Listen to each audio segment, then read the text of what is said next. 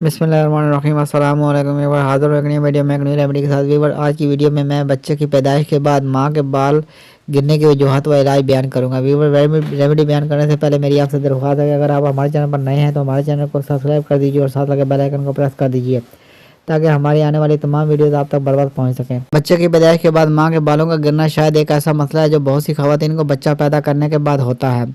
आमतौर पर यह हालत अच्छी देखभाल के बगैर 5 से 6 माह या इससे ज़्यादा तक रह सकती है।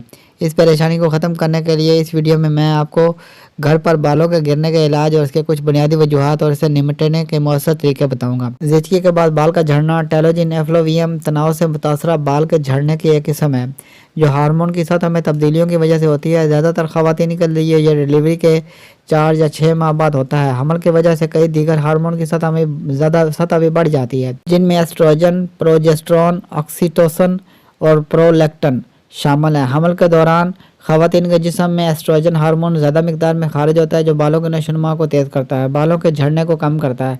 इसके बरक्स बच्चे की पैदाइश के बाद इस एस्ट्रोजन की मिकदार में तेज़ी से कमी आती है जिसकी वजह से बालों की जड़ें सिकुड़ जाती हैं और कमज़ोर हो जाती हैं। इस वजह से बालों का गिरना और पतला होना शुरू हो जाता है। यह बुनियादी वजह है कि ज़्यादातर खवातीन अक्सर बालों के झड़ने का शिकार होती हैं।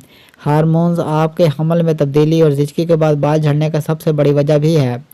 हमल के दौरान आपके एस्ट्रोजन की आला सतह बालों के झड़ने के मामूल की शरह को रोक देता है।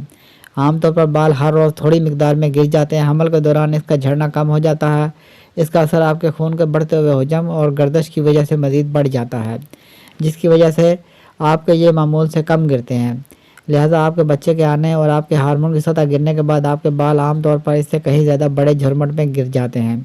आपके बालों के झड़ने का कुल हजम शायद ज़्यादा नहीं है जो आपने पिछले 9 महीनों में खो दिया होगा। यह सिर्फ ऐसा लगता है कि यह सब एक ही वक्त में हो रहा होता है।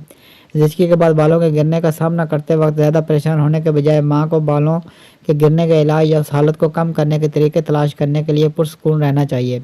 घर पर बालों के गिरने के मौसर तरीके से इलाज करने में मदद के लिए यहाँ कुछ तरीके मंदरजा झैल हैं। ड्राई या कर्लिंग आयरन से बालों को सीधा करना उनको पतला कर सकता है। फैंसी स्टाइलिंग को रोकने की कोशिश करें और अपने बालों को पतला होने से रोकने के लिए हवा में खुश्क होने दें।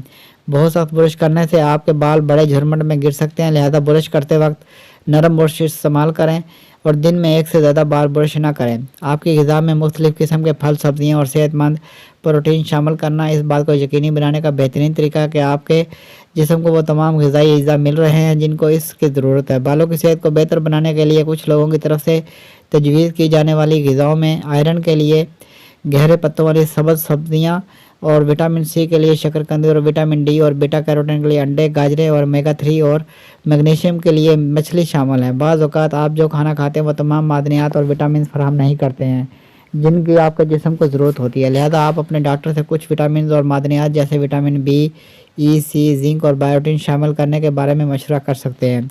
ये बालों की नशोनुमा को फ़रोग़ देगा और बालों को गिरने से रोकेगा। अगरचे घर और बच्चों की देखभाल करने से ख़वातीन को डिलीवरी के बाद थकावट महसूस होती है, लेकिन फिर भी माँओं को चाहिए कि वो अपने आप को आराम करने के लिए वक्त दें ताकि वो अपनी रूह को आराम दें और अच्छी हालत में रखें। इससे जिस्म में हार्मोन की ज़्यादा मुस्तहकम करने में मदद मिलेगी। इस तरह बालों का गिरने में कमी आएगी।